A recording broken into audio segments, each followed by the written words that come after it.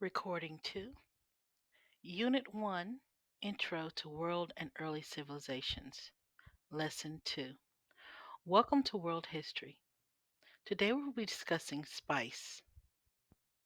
Spice means social, political, innovations, culture, and economic. Our essential question for today's lesson: how do historians analyze civilizations? Our goal for our agenda: I can look at history through the different historical lenses, including spice, to understand why civilizations differ from one another.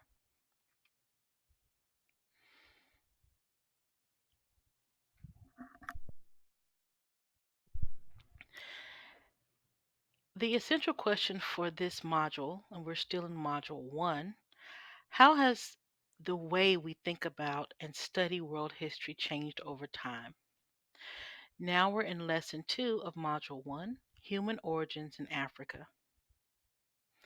Let's begin. Fossil evidence shows that the earliest humans originated in Africa and spread across the globe. Scientists searched for human origins, and these scientists studied prehistory. Prehistory, the definition of prehistory, is the time before the invention of writing, which is about 5,000 years ago. These scientists study scientific clues. Archaeologists study bones and artifacts. And remember from our last lesson, we studied that artifacts are human made objects that are found by archaeologists to look at history and study history and analyze the events that happened in history. Anthropologists study culture, and the definition of culture is a people's unique way of life. Paleontologists study fossils. The definition of fossils is plant or animal remains that are preserved in rock. Early footprints of human beings were found by a scientist by the name of Mary Leakey. In 1978, Mary Leakey's team discovers prehistoric footprints in Tanzania. Human-like beings called Australopithecines lived 4.8 to 1.8 million years ago.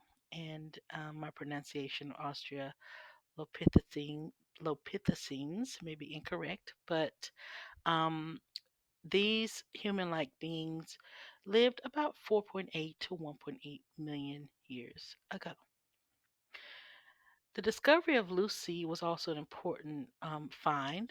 Donald Johanson or Johansen team finds female hominid in Ethiopia in 1974 and nicknames the 3.5 million year old skeleton Lucy.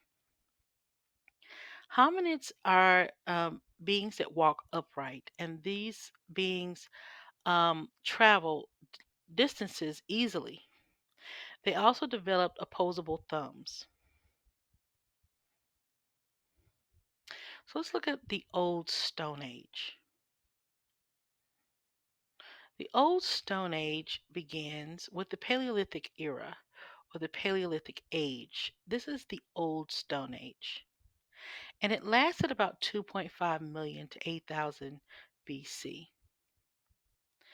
Now, to put that in perspective, when you call it the Old Stone Age, you're calling it the Stone Age because the major tool used by human beings at this time or by human like creatures are stones. The Neolithic era or Neolithic age is called the New Stone Age. The word neo means new. So this time lasted from about 8,000 to 3,000 BC. The Paleolithic age had cold temperatures and large glaciers, and this cold era of the Paleolithic age is also called the Ice Age. The use of tools, fire, and language develops during the Paleolithic era or the Stone Age. Homo habilis may have used tools as well. Louis and Mary Leakey, and Dr. Louis Leakey was her husband, Mary Leakey's husband. They discovered the hominid fossil.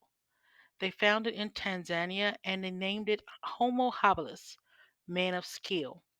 And it appeared in East Africa around 2.4 to 1.5 million years ago. Homo erectus also develops technology.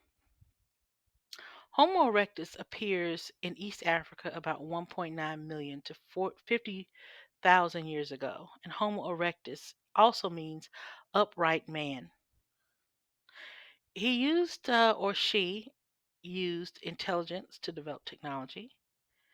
Technology means, or the definition of technology, when we talk about in terms, I know sometimes as students, we think of technology like cell phones or television or refrigerators or microwaves, but technology is actually anything used to apply uh, as a tool, an invention, or an application of knowledge.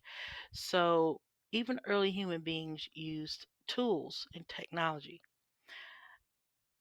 Early human beings like Homo erectus, developed tools to dig, to scrape, to cut, and became skillful hunters. And remember, students, that there's no Home Depot and there's no Lowe's, there's no Kmart, there's no Walmart. Um, they have to be able to figure out a way to get the meat out of the animal, or get the animal to fall down in order to take it over, and to be able to dig in the ground to get roots and things of this nature. And if you've ever been outside, you know that digging in the sand, even at the beach, is kind of hard with just your hands or fingernails. So using tools are important. The first hominids to migrate from Africa moved to Asia and Europe. The first hominid to use fire might have developed language.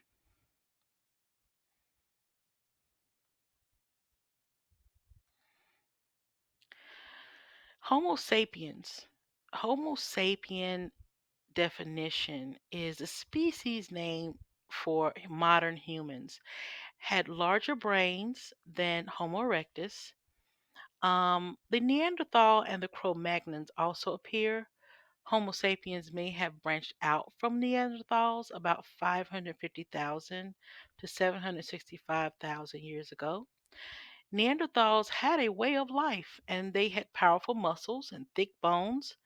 They lived about 200,000 to 30,000 years ago in Europe and Southwest Asia. They also developed religious beliefs and performed rituals. So the Neanderthal had religious beliefs and they performed these rituals. The Neanderthal also lived in caves and shelters made of wood and skin, and they fashioned stone, blades, and other tools.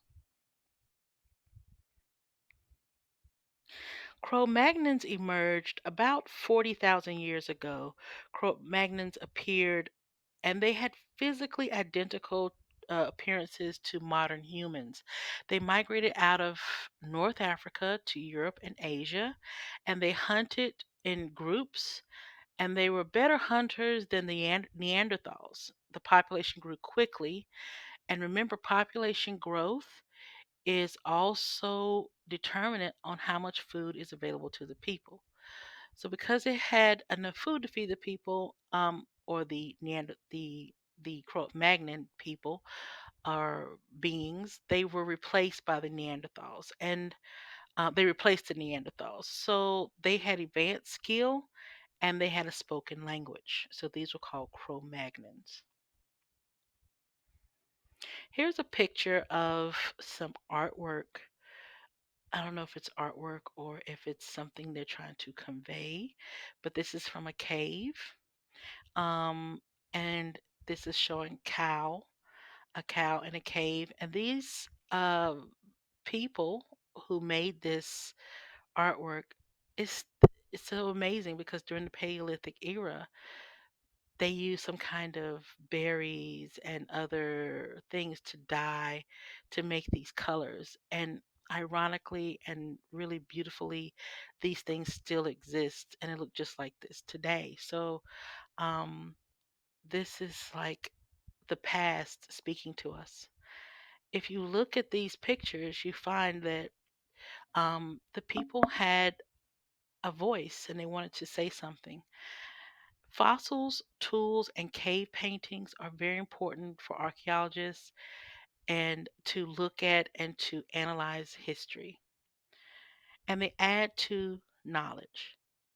New fossil discovery places hominids in Africa 6 to 7 million years ago, and stone tools suggest that tool making began earlier than previously thought. Bone flute suggests that Neanderthals might have made music.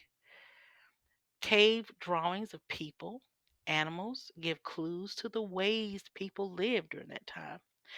Discovery at Denisova Cave in 2008, the hominin artifacts discovered in Russia, new group of hominins called the Denisovans. Scientists believe the Denisovans and the Neanderthals interacted with each other. So we have these clues from these artifacts. All right, lesson 2 is ending. Remember to answer the following question: how do historians analyze civilizations? The important vocabulary for this lesson: culture, Paleolithic age, Neolithic age, technology, and Homo sapiens.